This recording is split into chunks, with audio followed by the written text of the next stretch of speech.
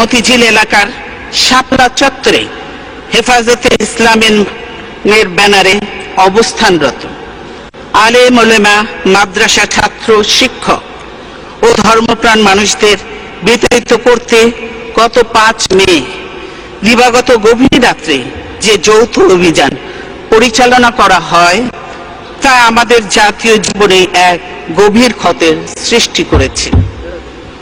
পুরো ঘটনাটির উদ্দেশ্যে প্রকৃতি ও ক্ষয়ক্ষতি এখনো রহস্যের অন্ধকারে ঢাকা। সরকারের পক্ষ থেকে এ পর্যন্ত যা কিছু বলা হয়েছে তাতে সন্দেহ অবিশ্বাস দূর হওয়ার বদলে তা আরো ঘনীভূত হয়েছে। আলেম সমাজের তরফ থেকে অভিযোগ করা হচ্ছে যে আলো নিভিয়ে রাতের অন্ধকারে তাদের উপর বর্বরোচিত গণহত্যা চালানো হয়েছে।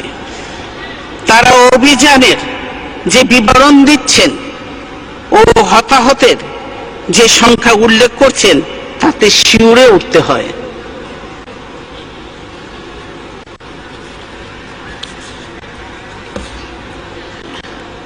দুর্ভাগ্যের বিষয়, ধর্মপ্রাণ মানুষের মনে সৃষ্ট গভীর বেদনাবোধ নিরসনের কোনো চেষ্টা সরকার করছে না, বরং প্রধানমন্ত্রী, বিভিন্ন মন্ত্রী ও সরকারি দলের নেতারা নানা ধরনের উপহাস, পরিহাস ও ব্যঙ্গ বিদ্রুপাত্মক মন্তব্য করে চলেছেন।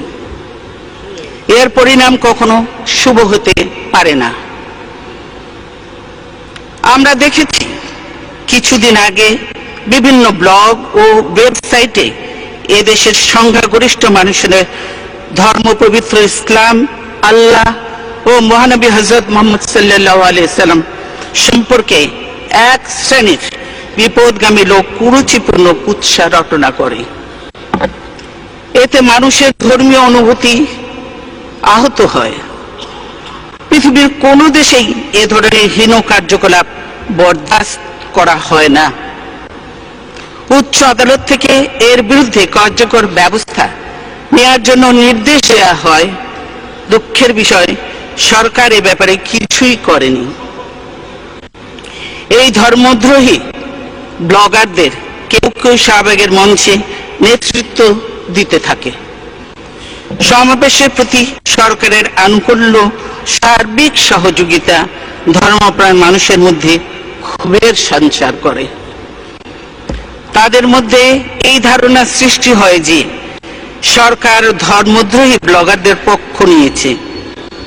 সরকারের সমর্থন ও আশকারাতেই এই ধর্মদ্রোহীরা মানুষের ধর্মীয় অনুভূতিকে আহত করার সুযোগ পাচ্ছে। এই পটভূমিতেই আলেম সম্প্রদায় ও কওমি মাদ্রাসার শিক্ষক ছাত্রদের সমন্বয়ে গঠিত হেফাজতে ইসলাম নামের অরাজনৈতিক সংগঠনটি শান্তিপূর্ণভাবে প্রতিবাদ জানাতে শুরু করে। এই সংগঠনটির নেতাদের সঙ্গে আমরা সরকারের মন্ত্রী ও নেতাদের বিভিন্ন সময়ে বৈঠক, দিন দরবার ও আলোচনা করতে দেখেছি।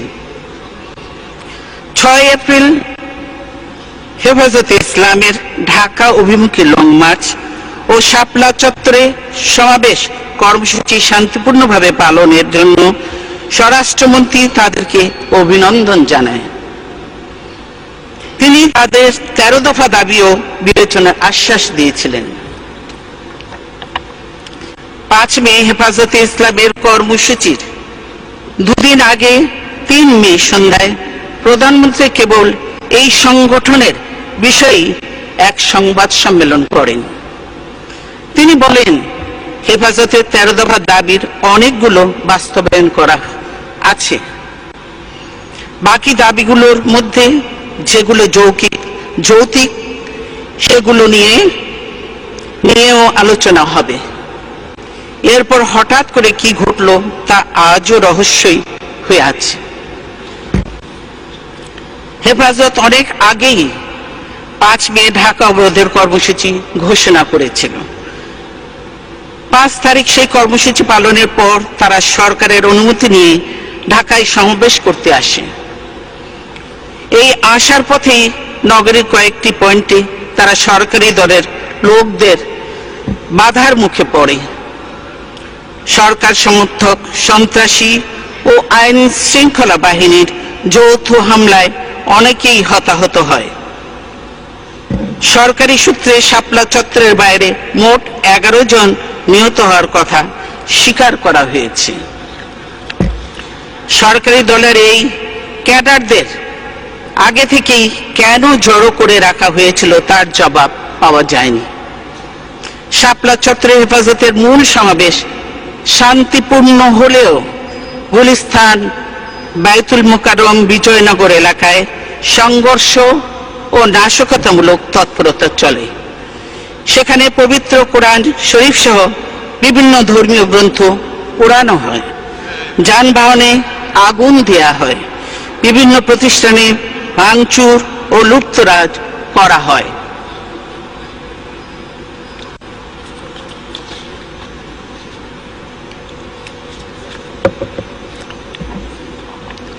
যা এসবই টেলিভিশন ফুটেজ এবং বিভিন্ন দিক দেখলে বলা যায় সরকারি দলের গুন্ডা বাহিনী, বিভিন্ন ছাত্রলীগ, যুবলীগ এরাই এর সঙ্গে সংশ্লিষ্ট।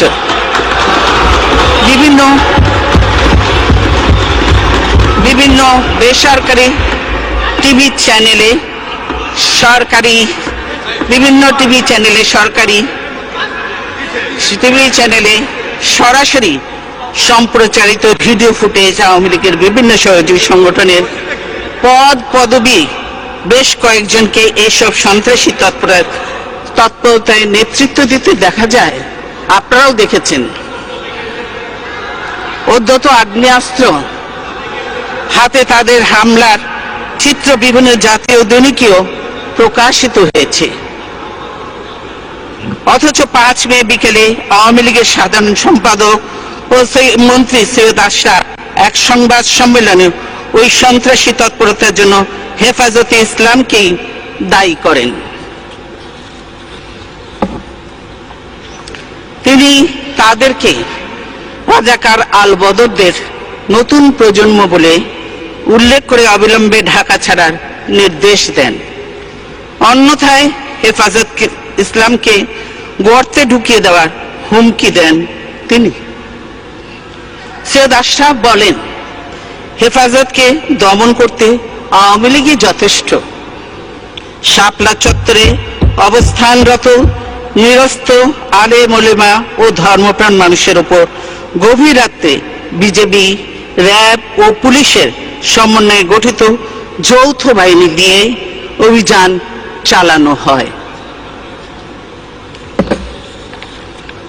সরকারের তরফ থেকে দাবি করা হয়েছে ওই অভিযানে কোনো প্রাণঘাতী অস্ত্র ব্যবহার করা হয়নি।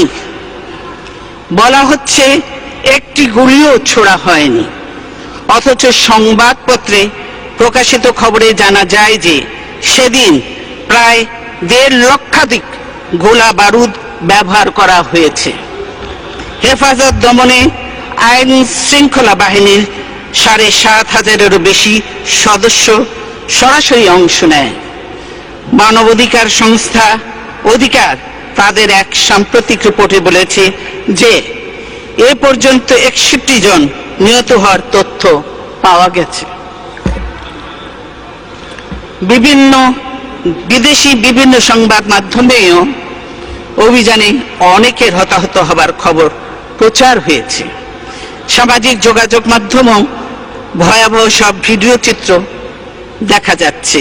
আহত ও নিহতের সংখ্যা যাই হোক না কেন, এই ঘটনায় সরকারের বিশ্বাসযোগ্যতা সম্পূর্ণ ধ্বংস হয়ে গেছে।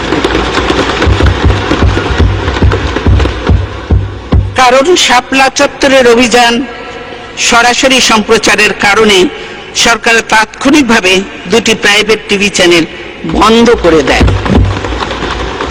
তারা এমন ভীতিকর পরিবেশ সৃষ্টি করে যে দেশের কোনো সংবাদ মাধ্যম অভিযানের প্রকৃত চিত্র তুলে ধরতে ব্যর্থ হয়। একই সঙ্গে সারা রাজধানী জুড়ে জারি করা হয় 144 ধারা। শাপলা চত্বরে অভিযানের পর অনেকেই এখনো ফিরে যায়নি, অনেক নিখোঁজ রয়েছেন।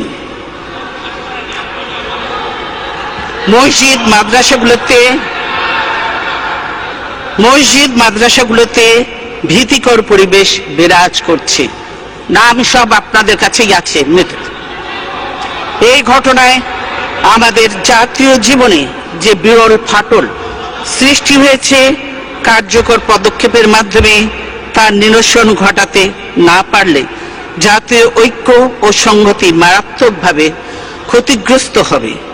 অথচ দুঃখের বিষয়, দেশের বিভিন্ন এলাকায় এখনো আলেম ওলেমা ও মাদ্রাসা ছাত্র শিক্ষকদের বিরুদ্ধে নানা ধরনের মামলা দিয়ে অহেতুক হয়রানি করা হচ্ছে।